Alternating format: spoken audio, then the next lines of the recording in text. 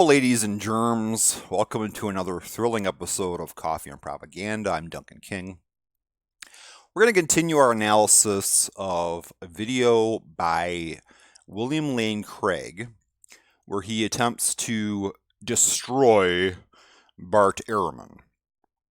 Bart Ehrman is a famous New Testament historian and textual critic who came out as an atheist in the mid-80s, and after doing so, certain Christian apologists like William Lane Craig have come out of the woodwork and tried to discredit him, show that he's not a serious scholar, and all this kind of stuff.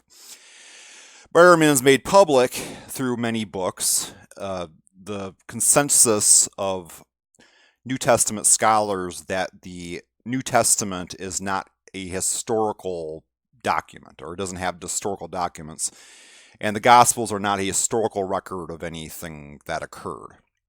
So obviously he has been targeted by a lot of people from the evangelical movement and the evangelical subculture who have tried to discredit him in some way. So what we're going to be looking at is a video of William Lane Craig trying to discredit Bart Ehrman, and he's trying to discredit Bart Ehrman's critical analysis of the New Testament, and I am going to talk about William Lane Craig's attempt to do this. So in the process of this, I think that the audience will learn a lot about New Testament history, hopefully, through this weird process of a man who's debunking the Bible, and then another man debunking him, and then me debunking that guy. So a little strange way to go about it, but I think that the video should be educational for a lot of folks.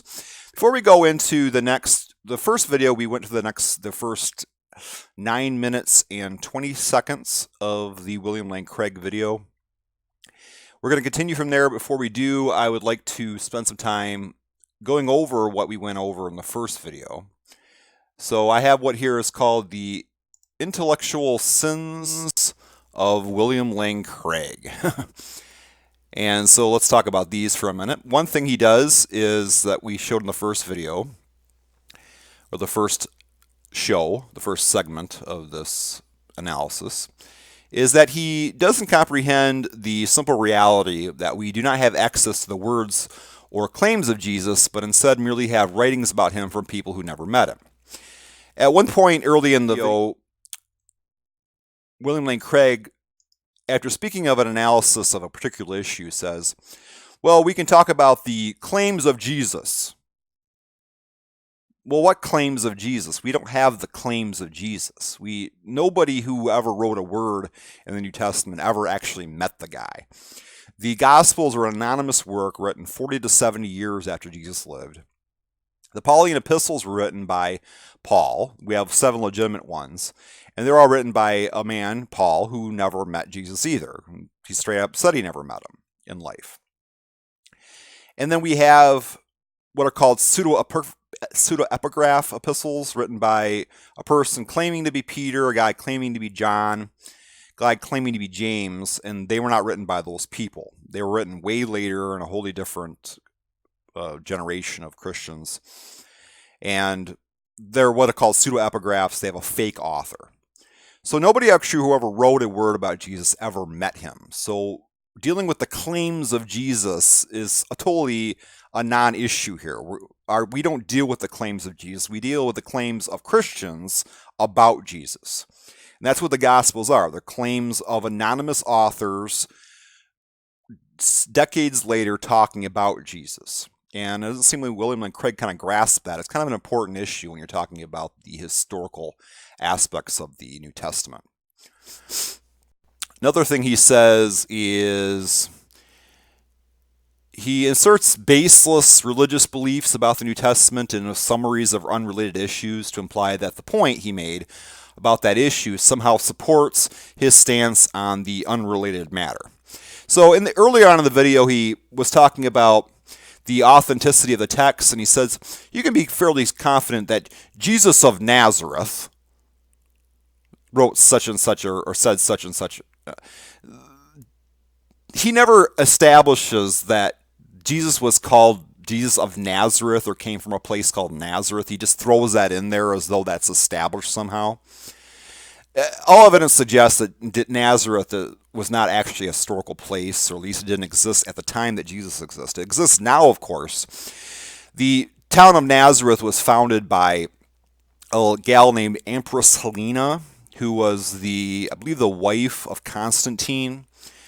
And she went into Palestine in 300 something CE, current era, and founded the modern city of Nazareth by seeking out where she thought the original Nazareth had been.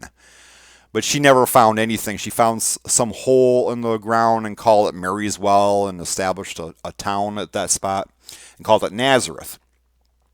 But the actual town of Nazareth, from all the evidence we have, was actually created by the authors of Mark and Luke from a misunderstanding of a statement in the authors of Matthew and Luke, by a misunderstanding in the author of Mark, where the author of Mark spoke of Jesus being a Nazarene or a Nazarite, which actually means a consecrated Hebrew.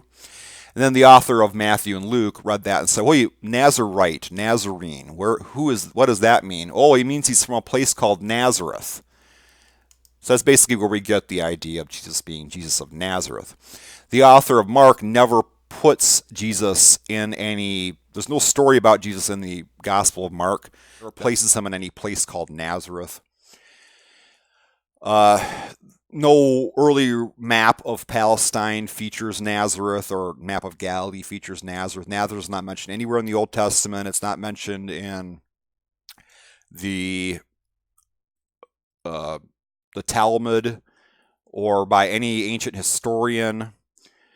The descriptions of Nazareth, which we found in one of the stories, I believe in Luke, about the hometown rejection story, doesn't fit modern-day Nazareth, because it says in that story that the town is built on a hill when modern Nazareth is located in a valley. It's actually called the Nazareth Valley. So all evidence suggests, if you really analyze the evidence and you're really familiar with it, that the town of Nazareth didn't exist at the time Jesus existed. So he wouldn't have been called Jesus of Nazareth. That's just something that William Lane Craig throws in there baselessly. Another thing is that he summarized his stance on the textual authenticity of the New Testament by slipping in the idea that the Gospels were written by Matthew, Mark, Luke, and John, when that is a different issue, and all evidence suggests those books were written anonymously. He did this at the end of speaking of the textual authenticity. At the end, he said, "You can be pretty confident that the books you're written are reliably as they were written by Matthew, Mark, Luke, and John, and Peter, and all these people." That's a totally different issue from the authenticity. The authenticity issue relates to whether or not the texts as we have them are the same as the autographs, or the physical copies that were written by the original physical authors. But whether those authors were apostles is a different issue, and all evidence suggests that they were not written by apostles. We have early fragments that don't show those names on them, Matthew, Mark, Luke, and John.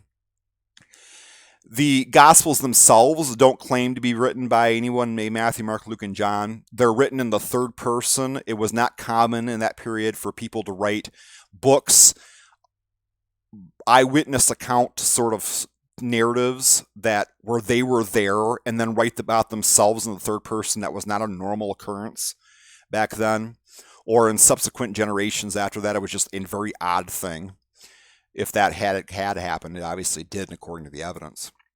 We know the person who came up with the idea that they were written by Matthew, Mark, Luke, and John. It was by a guy named Irenaeus. He did it 100 years after the books were written. So that's a totally non-historical statement that the Gospels were written by Matthew, Mark, Luke, and John. He just threw that in there without any basis. The other thing he did was he claimed Bart Ehrman deconverted through his studies of the Bible. When he was talking about his past history, William Lane Craig saying he had a commonality with Bart Ehrman, and that they studied at a similar university under the same professor. And he talked about, well, instead of me coming to strengthening my faith through my studies, Bart Ehrman lost his faith through his studies of the Bible or his studies of New Testament history. When actually that's not actually what caused Bart Ehrman to deconvert. And this is something anyone would know who studied Bart Ehrman. This guy's supposedly giving a lecture about Bart Ehrman, and he doesn't even know this, which is pretty telling of his level of research here. Bart Ehrman deconverted through his, after contemplating what's called the problem of evil, or what's called it's called theodicy, which is the study of why there are problems in the world, why there's suffering in the world, even though there's a God. Bart Ehrman was teaching a class on that subject, and through his teaching of that class, he contemplated that problem and said, well, geez, Christianity can't be true. It wasn't through his study of the Bible. And we have a video, I'm going to show you a little video, snippet of a video where he was debating Dinesh D'Souza about that very issue, and states it quite clearly what caused him to deconvert, to stop being a Christian.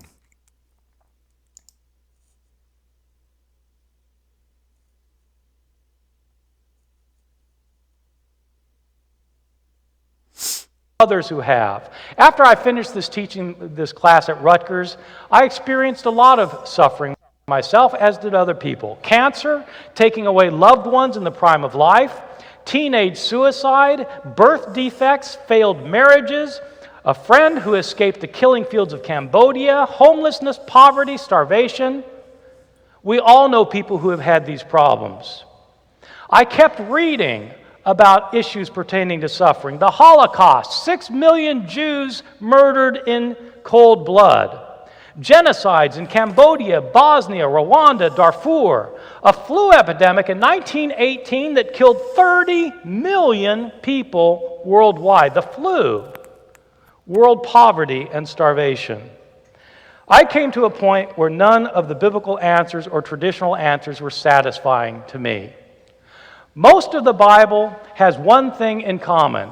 It believes in a God who intervenes in our world. That is the basis for the traditions in the Old Testament of God saving the children of Israel and making them his people. It's the basis for the belief in Jesus' cross and resurrection, that God intervened in our world for good. God's intervention is what's behind our idea that prayer works. But if God intervenes, why doesn't he? In our world, every 5 seconds, a child dies of starvation. Every 5 seconds. In our world, every minute, 25 people die from diseases from unclean water. Every hour, 300 people die of malaria. If God intervenes, why doesn't he intervene? The Holocaust, genocides, terrorist attacks, starvation, poverty, tsunamis, hurricanes, earthquakes. Eventually, the answers did not satisfy me, and I came to be unable to affirm the very basis of my Christian faith. I became an agnostic. I no longer believe in the God of the Bible. I do not believe in a good and all-powerful God who intervenes in this world. Let me stress that it's not my goal to make anyone else an agnostic, and it's not my goal to deconvert anyone from whatever their faith is.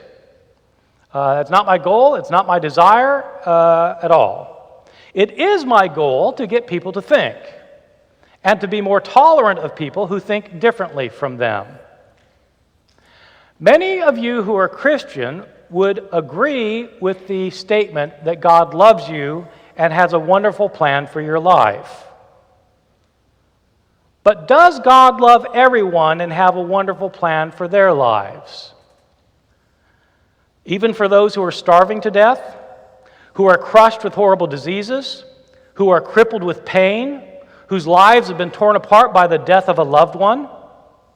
Does God love the homeless, the hungry, the maimed, the murdered? Then why doesn't he do something about it? All right, that's enough for now. But you can see what actually caused him to deconvert. It wasn't from his studies of the Bible. That's not what happened. And anyone who actually was studying Bart Ehrman to make a debunk of him would know that. Another thing he says is he claims Bart Ehrman is not a historical biblical scholar, even though he has dedicated a decade of his professional career to the subject. He's the James A. Gray Distinguished Professor of Religious Studies at Chapel Hill. North Carolina Chapel Hill is the same college that Michael Jordan went to, if you're not familiar with that. And actually writes biblical history textbooks used in major universities. So the very textbooks that they use in the most prestigious universities in the world were written by Bart Ehrman about New Testament history. He's claiming, and William Lane Craig is claiming that Bart Ehrman is not a historical New Testament scholar. That's ridiculous. The other thing he claimed was that Bart Ehrman has expressed that the books in the New Testament are suggested to be textually unreliable from the evidence, when Ehrman merely has expressed that it's a Gnostic possibility that they're unreliable, or they have been altered by copyists from the time they were written to their present form. William Lane Craig doesn't comprehend the difference between a suggested possibility, something suggested by evidence, and a Gnostic possibility, something not suggested by evidence, but we can see how it could be the case. And let's see a video here that shows Bart Ehrman's actual stance on this issue.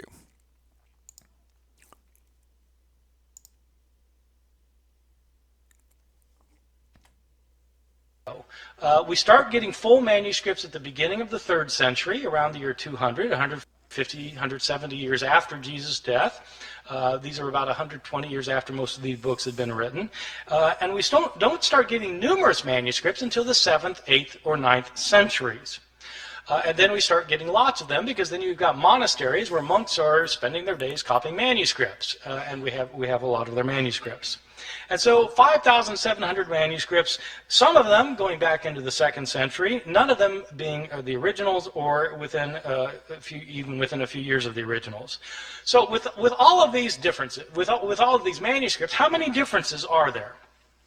Throughout the Middle Ages, it appears that the scholars didn't realize that there was a problem of not having the original text, or very few scholars realized that this was a problem. Even the scribes copying the text, they sometimes would realize there were differences in the manuscripts they were copying, but they didn't make a very big deal about it. The first time somebody made a really big deal about this was exactly 300 years ago this year, in the year 1707. There was a scholar named John Mill at Oxford. I think he's unrelated to the Victorian John Stuart Mill. This John Mill was a scholar of the Bible, and he had spent 30 years looking at manuscripts of the New Testament.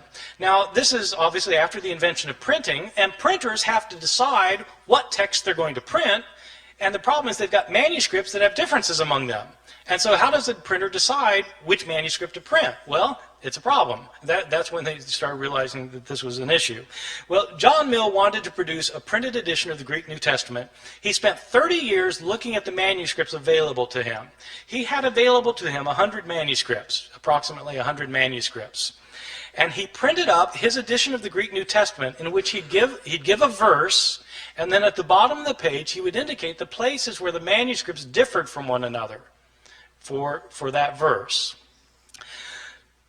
To the shock and dismay of many of his readers, when John Mill produced his edition of the Greek New Testament, it included an apparatus at the bottom of the page that cited 30,000 places where the manuscripts differed from one another.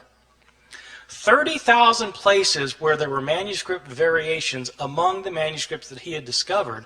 And the striking thing is, John Mill didn't give all of the differences he found. He only cited the differences that he thought were significant. Some of his detractors claimed that John Mill was working to render the text of Scripture uncertain.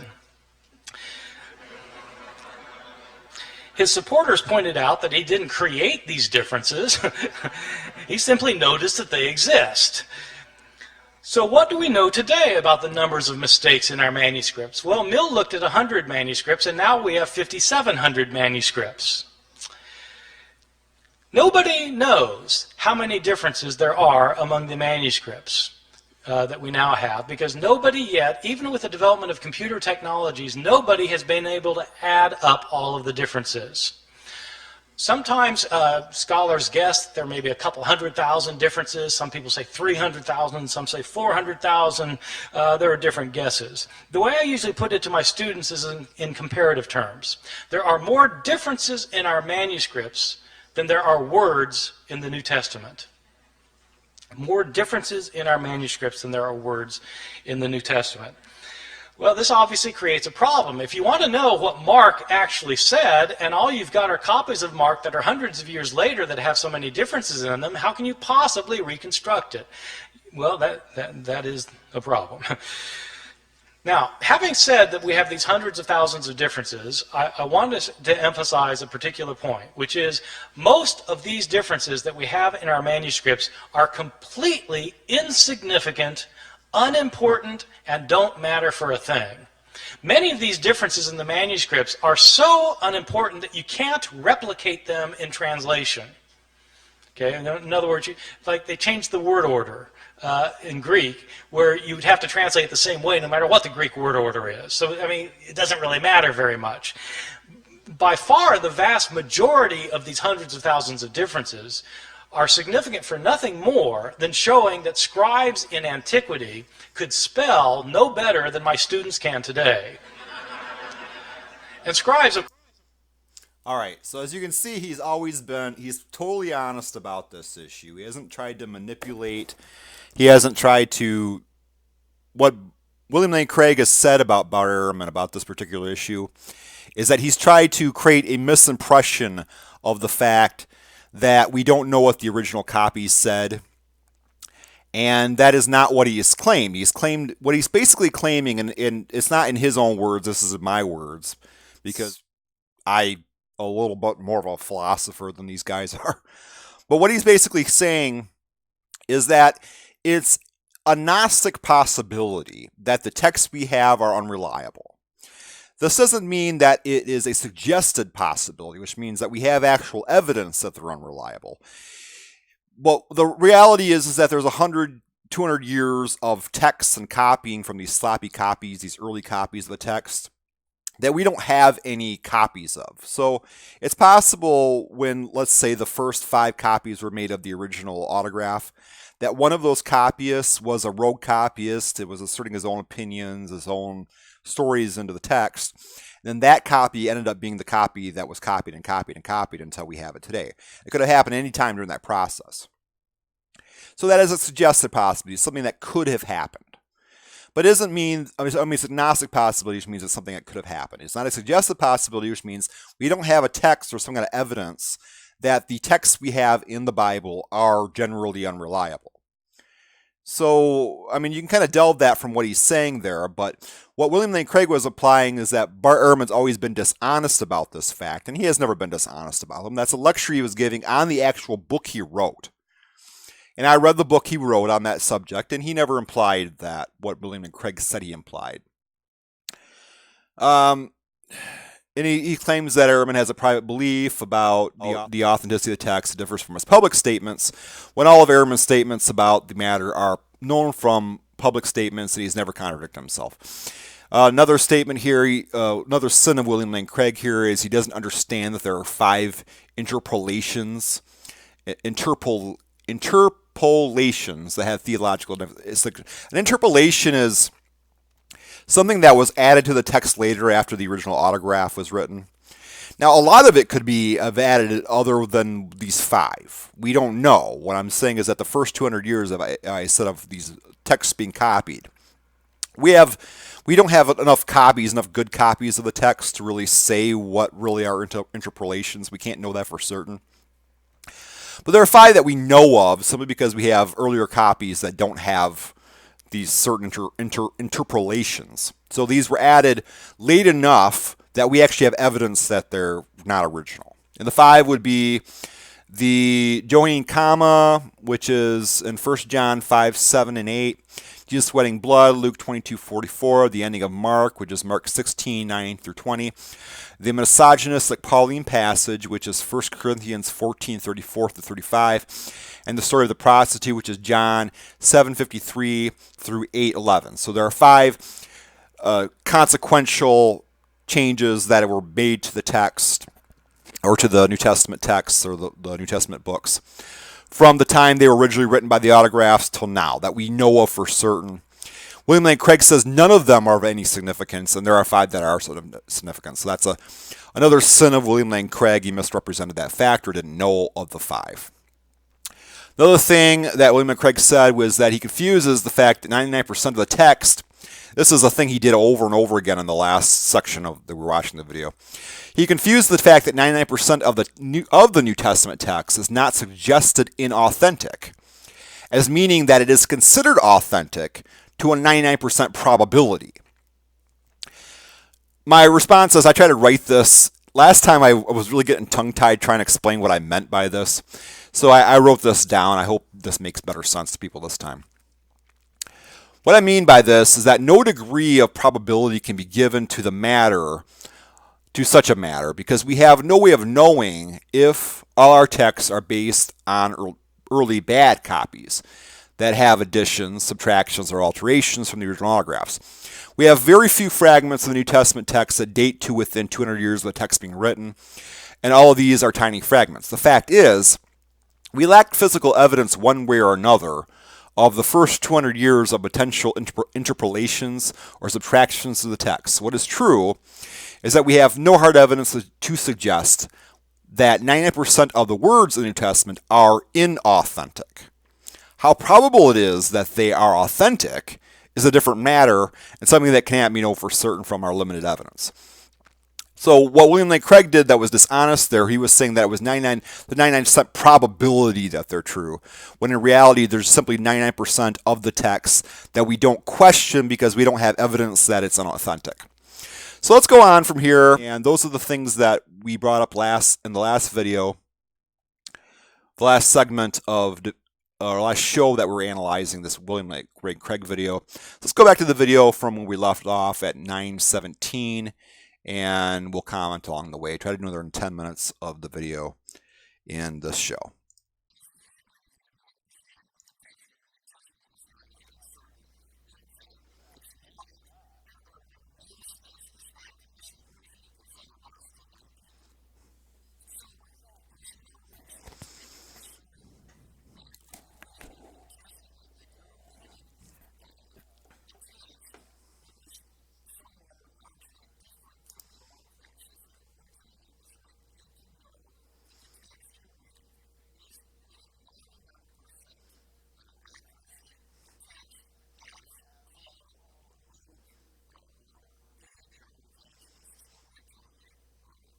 See, that's one of those instances of him just throwing his baseless claim in there about those people writing the books, which has a totally other unrelated issue. This is what I would have wrote there.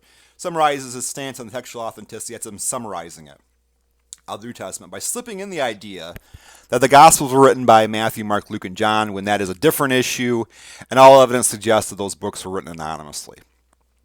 As you understand that that's a different issue, who wrote the books, the original autographs, is a different issue than whether our texts as we have them are similar or the same as the original books that were written.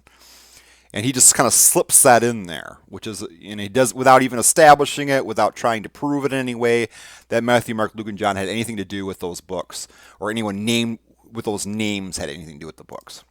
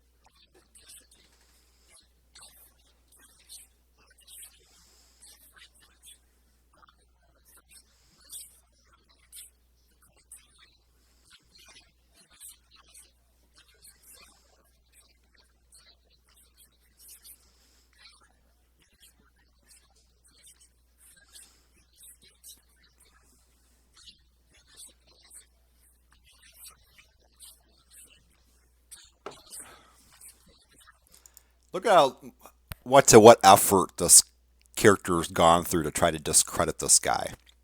He doesn't even read up that much on what Bart Ehrman said or what Bart Ehrman believes or his stances on things. But he makes handouts and has this lecture in some hall, and he actually writes all this down. This great effort is put into this to try to discredit this one guy, this one atheist, one agnostic.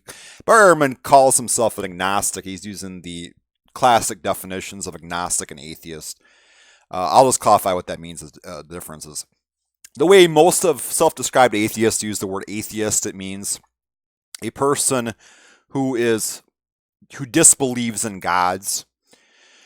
There was an older definition that's kind of outdated that you find in Webster's dictionary. It used to be in Webster's dictionary, but they recently changed it to the same definition that you find in Oxford, where an atheist means a person who believes God doesn't exist.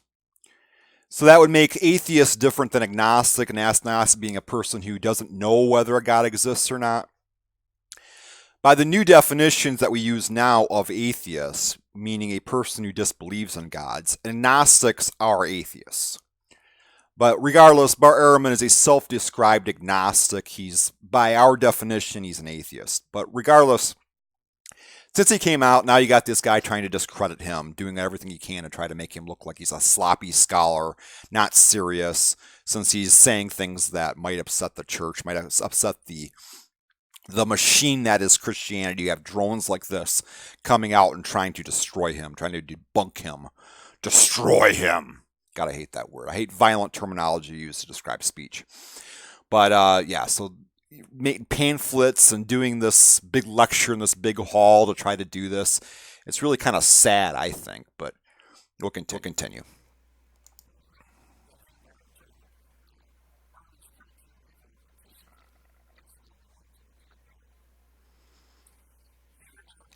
But a little more you see how dangerous a good critic or a good skeptic is to these people, that they go to this effort. It makes you think of something like the Illuminati. What were the Illuminati actually? Illuminati were just a group of, we would call them nowadays, we would call them atheists. They were just a group that got together and talked about religious matters. They did it in private because they didn't want crazy religious people hounding them and harassing them and threatening them and all this stuff. Even though they met in private, and even though they took every possible care to try to be hidden, they were still discovered by crazy religious people. And then when that happened, they disbanded.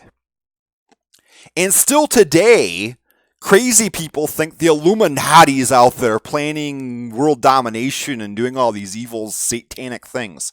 They were just a group of people that, because they were skeptical, because they were smart people who were critical of the Christian machine, they met in secret.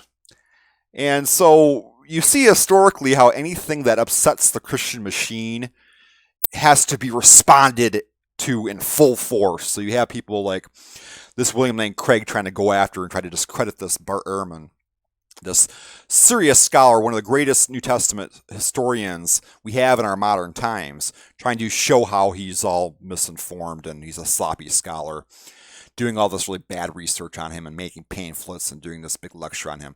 They're going after Bart Ehrman almost as seriously as they go after Richard Dawkins and try to criticize him.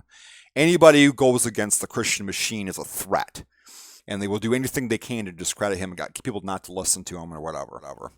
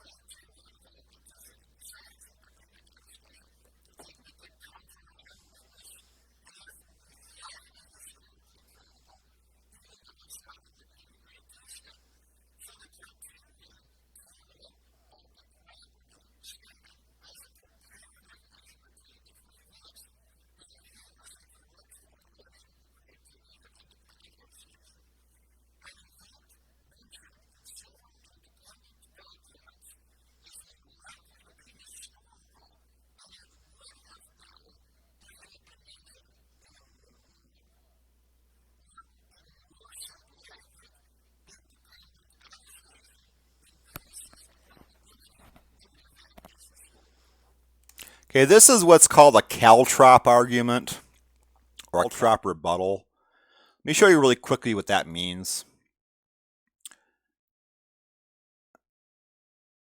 It's basically an attempt to change the subject by going after the imperfection of someone's statement instead of the actual meaning behind it, when it's obvious what he meant, what Bart Ehrman meant by that. So let me show you what that means, a caltrop argument. This is at a site called Galileo Unchained. I guess it's a philosophy kind of website here. Caltrop is a small object which, with 4 sharp spikes, arranged such that however it lands on the ground, 3 spikes are down and 1 is pointing up. Ninjas are said to have tossed these on the ground as they ran away to stop barefoot pursuers. A caltrop argument is a defensive argument that attempts to avoid an argument rather than to respond to it honestly. My favorite caltrop argument goes something like this, by an atheist saying, there is no absolute truth beyond trivial statements like 1 + 1 = 2. Then a Christian will respond, well, that certainly sounded like an absolute truth statement. Aha, you've defeated yourself.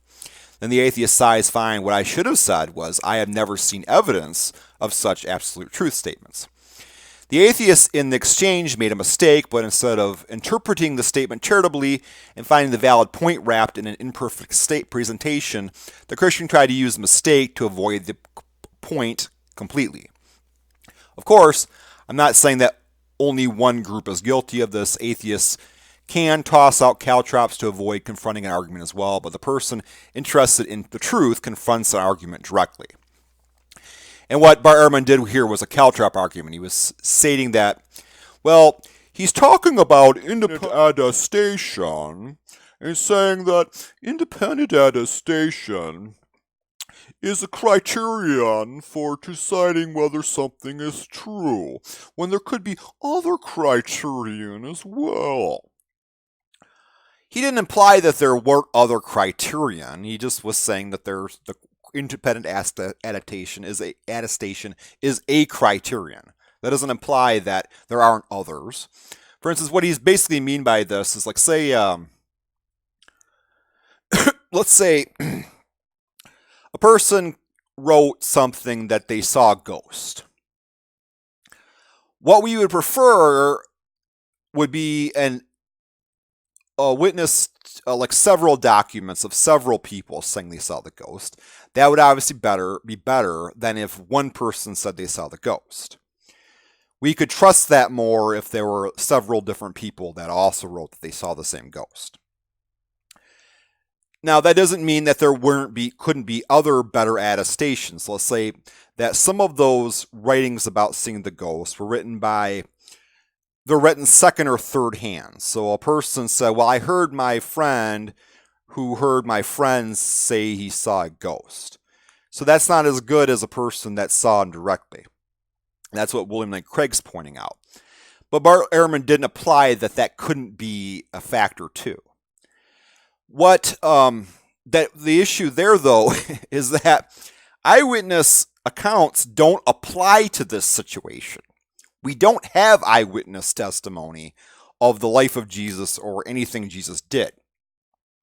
It's irrelevant to New Testament history because no supernatural event in the New Testament is a first-hand eyewitness testimony, save for visions people like Paul had or the original apostolic Christians. What we have to understand is that Christianity in the apostolic age was spread by people having visions of Jesus after he died, not by people who actually knew Jesus.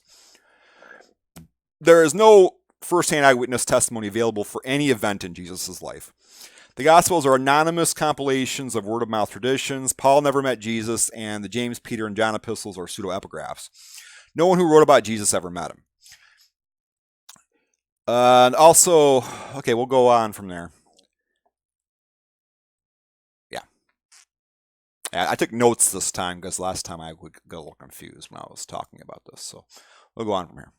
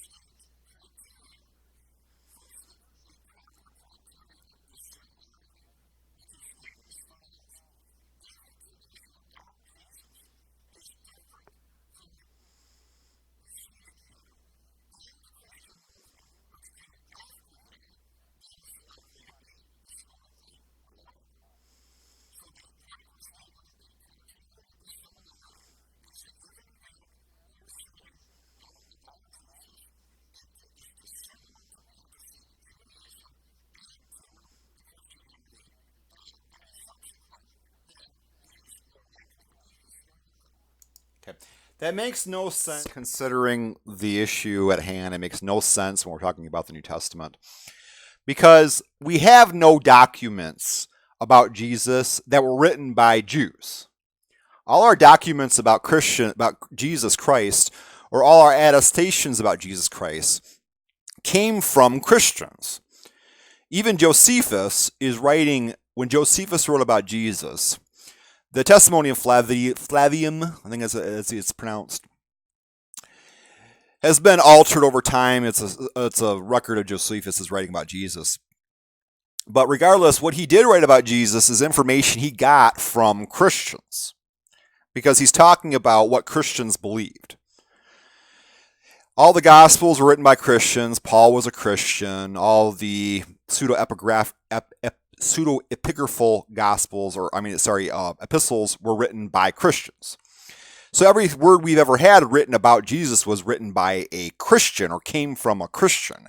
It didn't come from a Jew. So how well it resembles Judaism is irrelevant to the issue.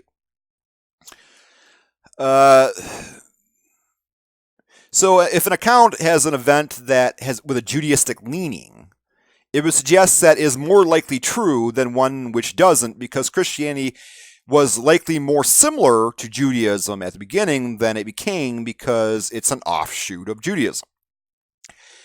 Here's what he's talking about in Bart Ehrman's own words. We're talking about the similarity thing and how this applies. I'll show you a link here about what what we're actually talking about, this issue in Bart Ehrman's own words here.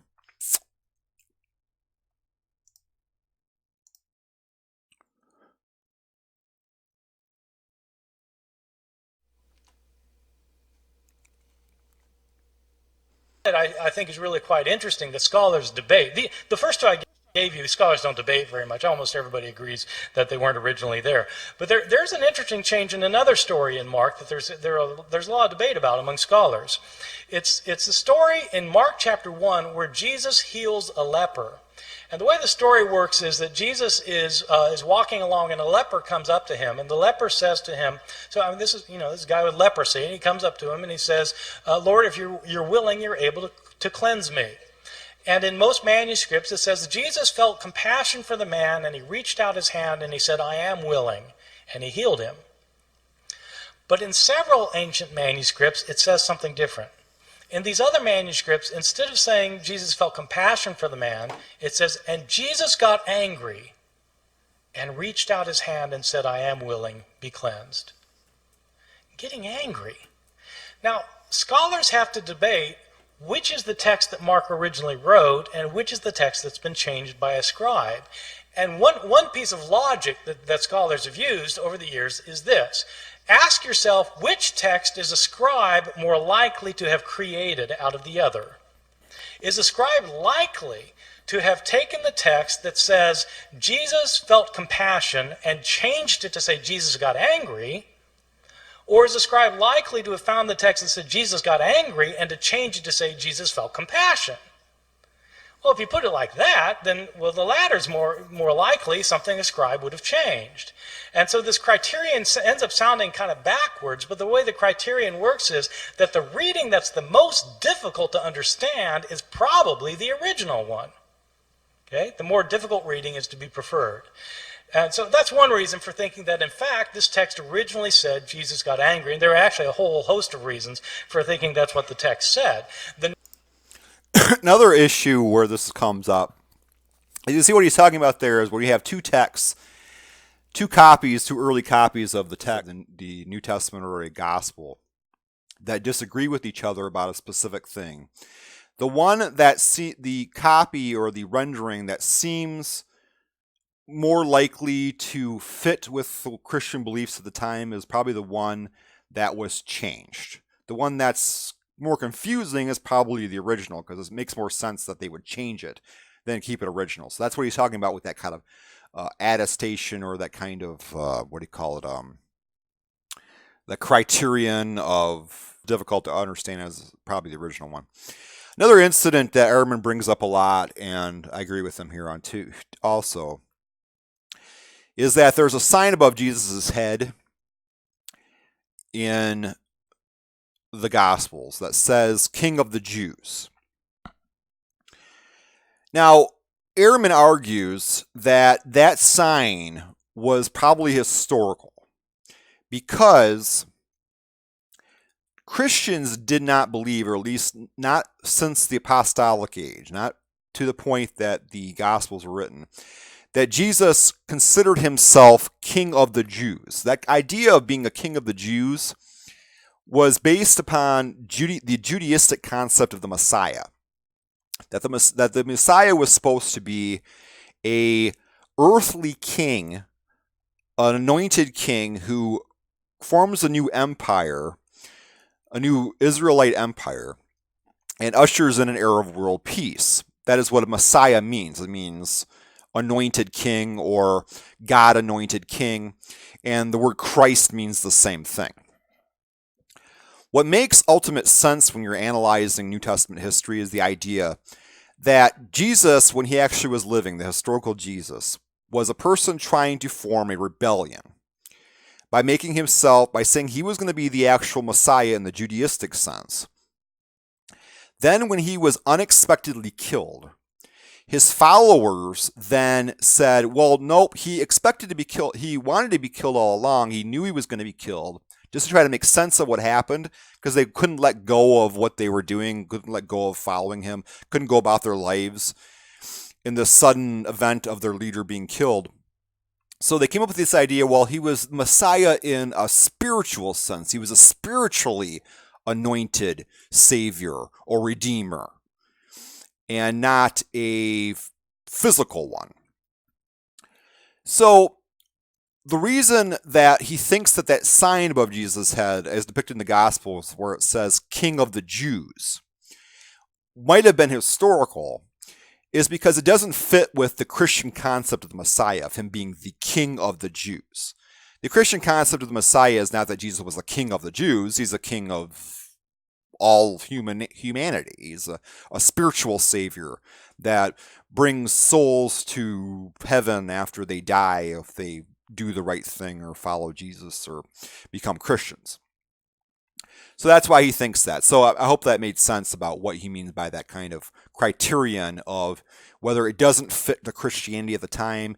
It makes it suggest that it probably actually did happen. So that one thing might have actually happened where there actually was a sign above the cross saying King of the Jews.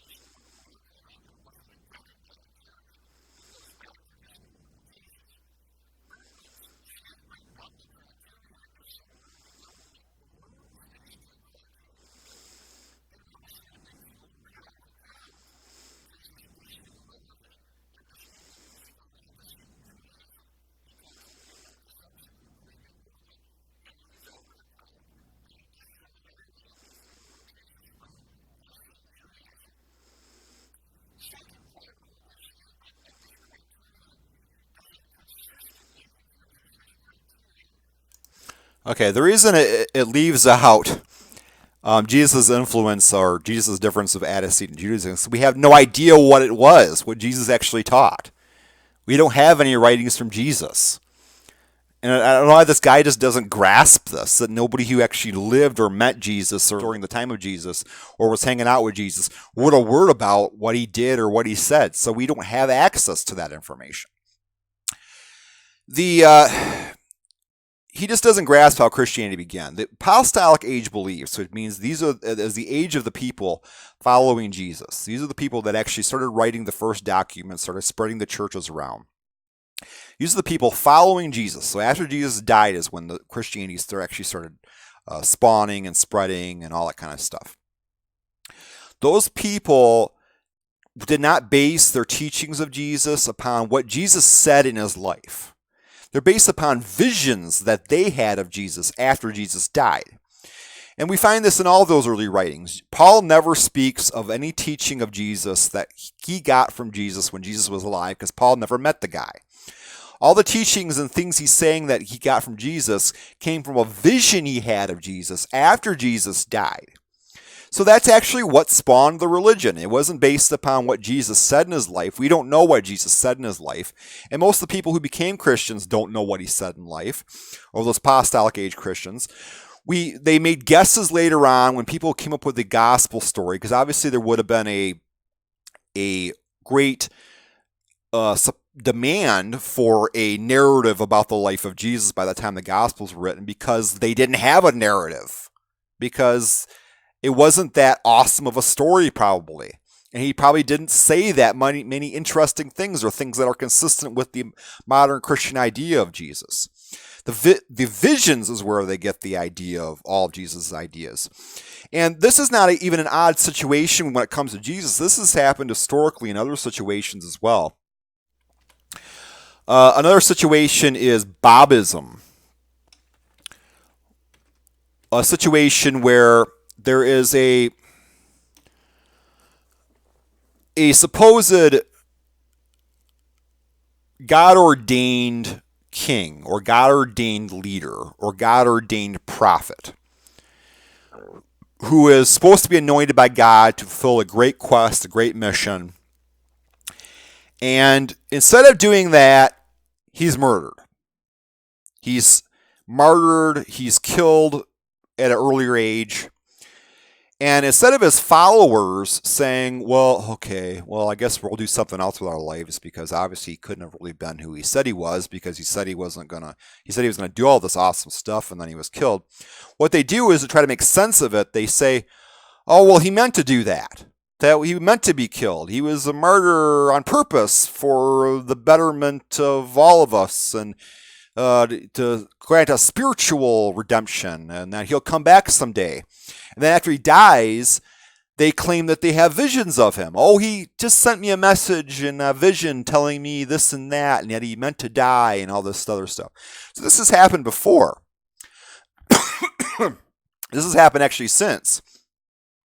The Bob, who is the holy Messiah of the Bobby faith, was a dude named Ali Muhammad Shirazi, and he died in 18, who at the age of 24 claimed to be, it was the age of 24 when he claimed to be the inspired interpreter of the Quran, and so he's like the new Messiah.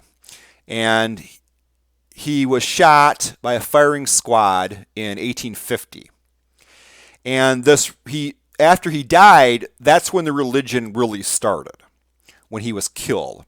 Then his followers after that said, oh my goodness, he had a vision. We had a vision of him, and he told me all these other things. Now, the Bob did write some things during his lifetime, which is fortunate for the Bobbists.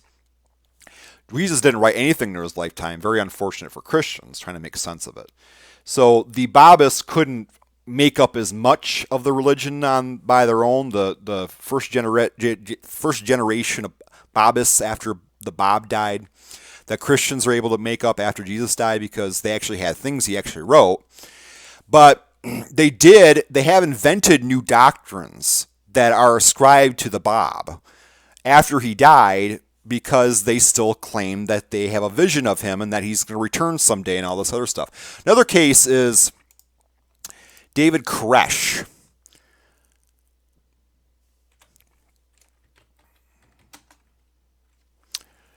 David Koresh, as most people my age know, or probably a lot of other folks too, even younger people probably heard of David Koresh, he was said to be what's called the seventh seal, which is a thing from the Bible. And I don't want to get into what that really means, but David Koresh didn't expect to be killed in a fire. He never said anything in his life that was equivalent to, there's going to be a big siege and they're going to burn me in the fire.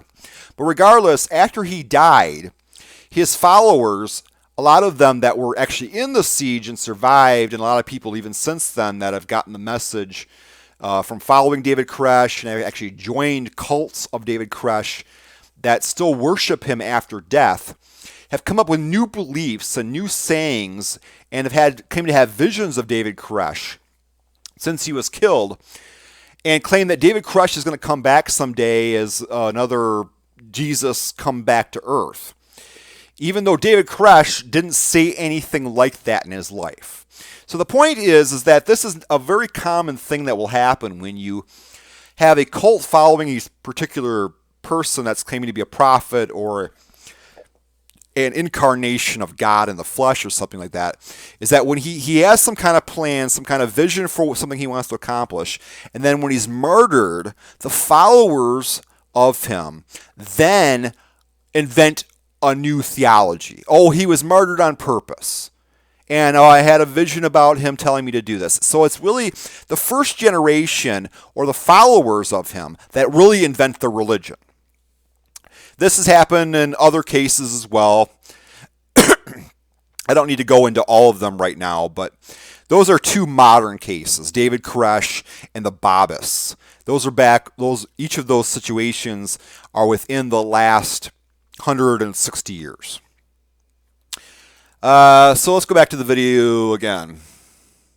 So the fact that William Lane Craig can't make sense of the fact that Jesus wouldn't have an effect on Christianity by Bart Ehrman's work just means he doesn't understand how Christianity began from the evidence. He doesn't understand how that could happen. He doesn't understand human psychology. He doesn't understand the psychology of how religions start. His whole belief about religions is that this particular one's true and all the rest of them are false. He doesn't actually able to think of his own religion, Christianity, in a critical way and actually examine it, because he's not able to actually compare it to other religious things that have happened. And if you can't do that, you can't actually examine it critically. You can't actually question whether it's true or not. If your whole worldview is based on the idea that Christianity is true, then you're not going to compare it to the psychological or the human phenomenon of how religions began, so you can understand how this one began.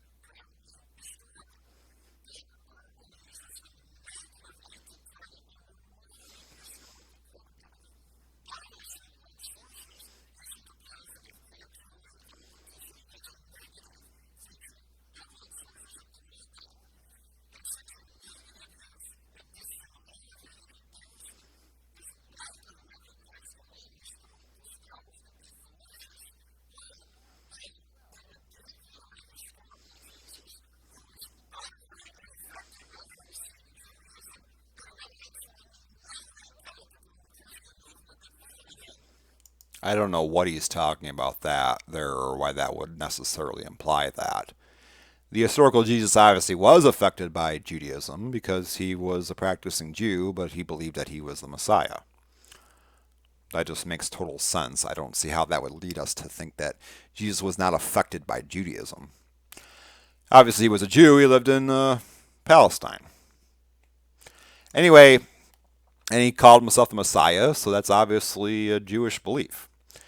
The other thing here is that he doesn't understand what historical means. What William Lane Craig is saying here, he's saying historical, the way historical scholars use that word historical, and kind of the layman's use of it are kind of different. When we usually speak of what's historical, we're speaking of what happened in the past.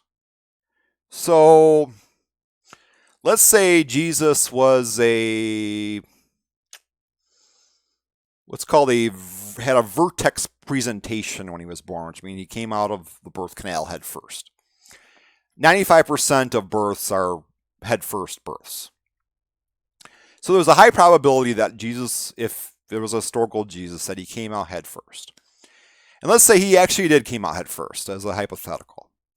Still, it isn't historical to say that he did, because we don't have any evidence that suggests it.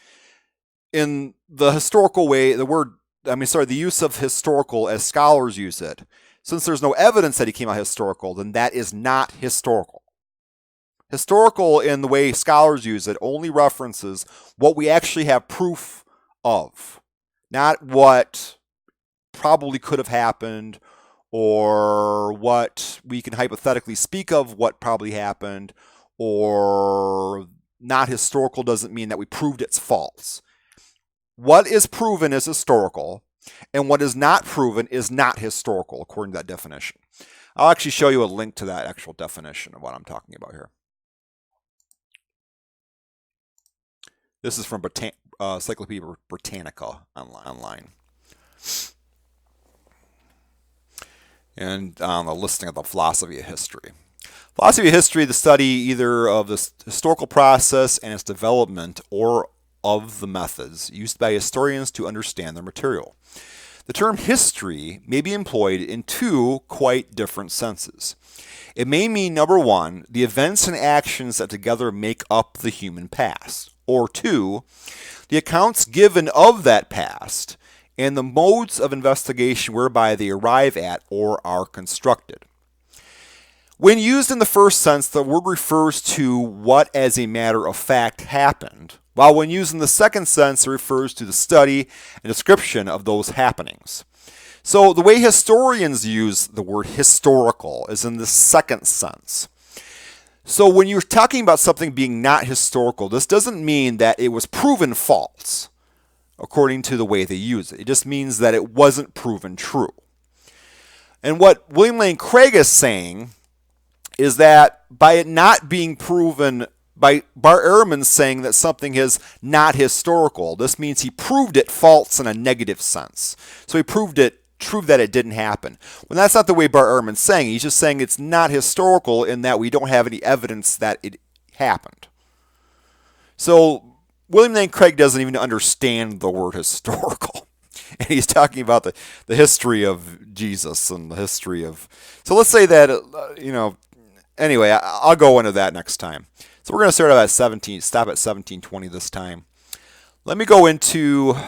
Before we finish here, I got a reply on one of my videos, and as I've said before, if you ever leave a comment on any of my videos that's a serious commentary or asks a question or is a comment about the issue that we're talking about, I will read it on the show live and discuss it. And someone did that on my video about about the metoo movement, and I was kind of angry in that Kevin video. Spacey. So there's the end of comment here, and this was issued by, let's see here, gal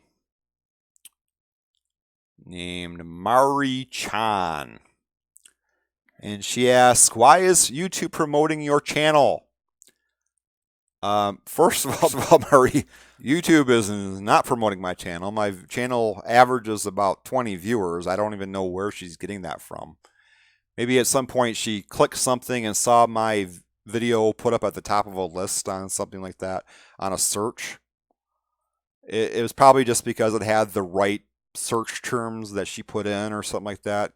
YouTube's not promoting my channel.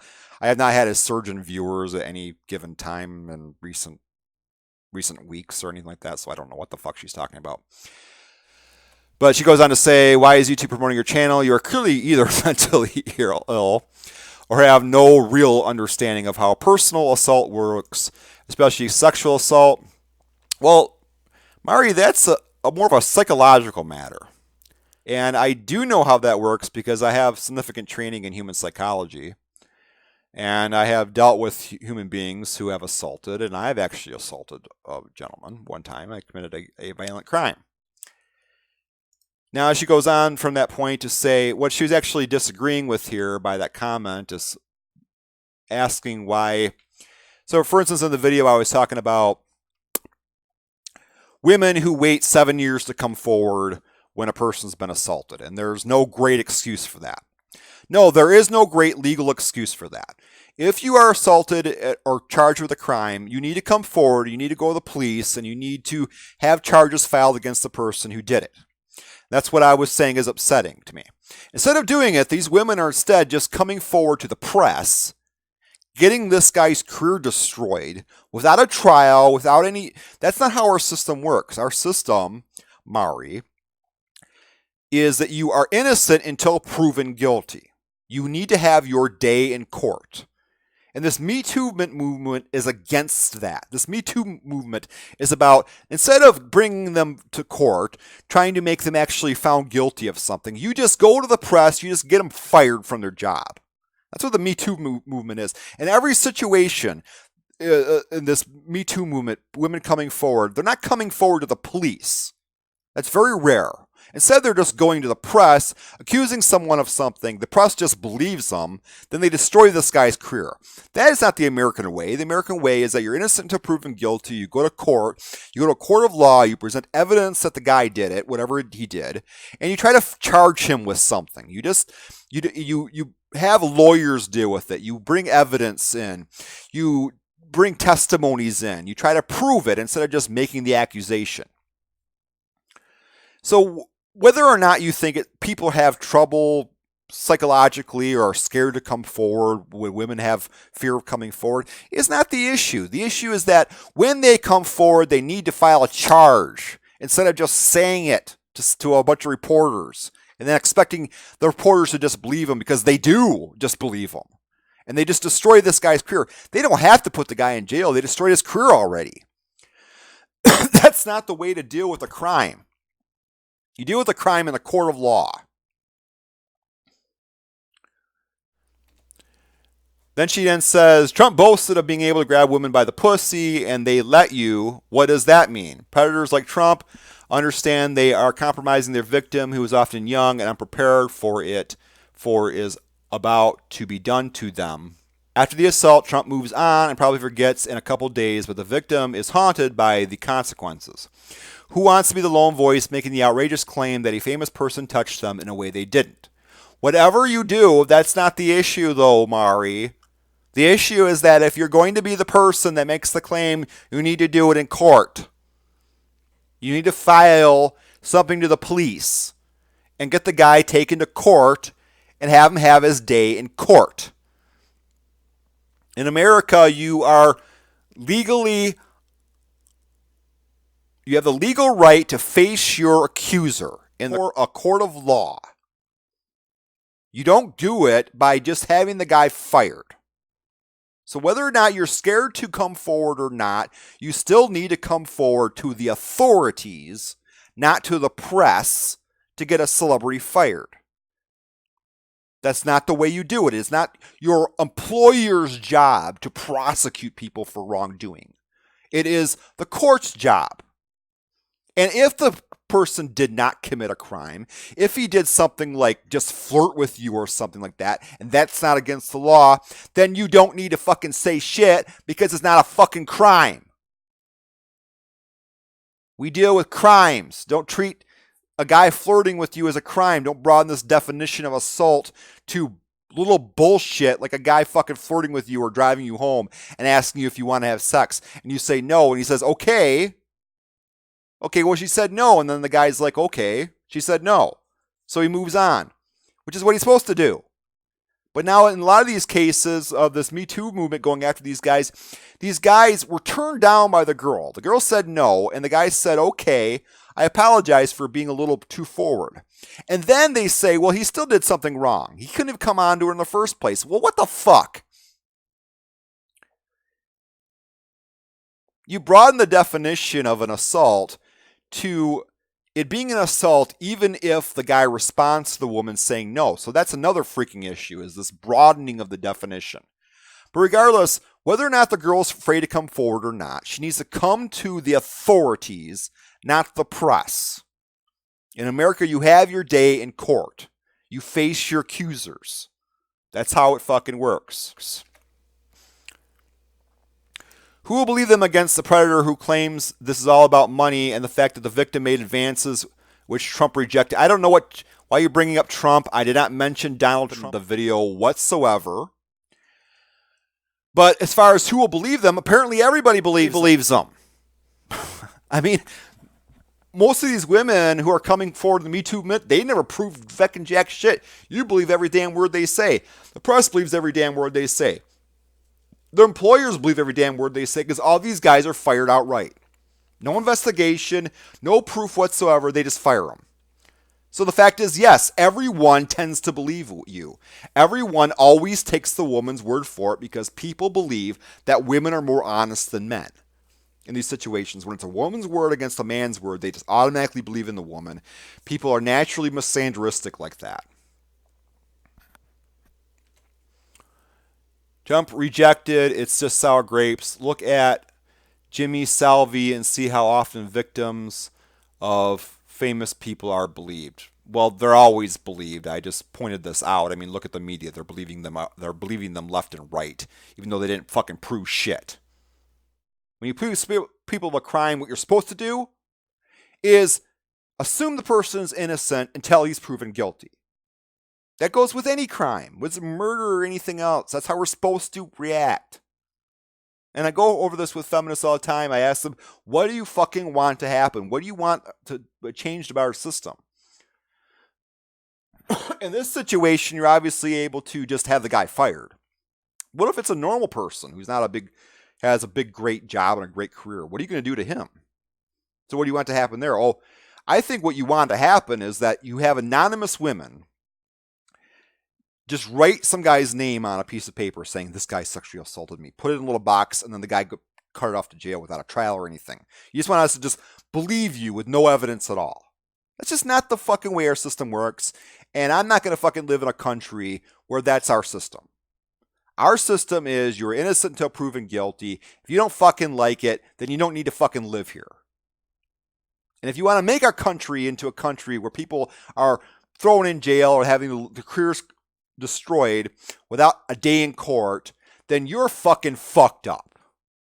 And you're also misandristic. You fucking hate men because you believe that when it's a woman's word against a man, the woman should be automatically believed. That's the basis of your ideas here. That's the basis of your philosophy.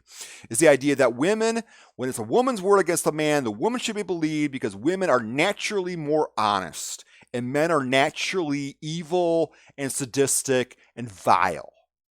So it's basically a misandristic idea you have about reality. You hate men, just fucking admit it.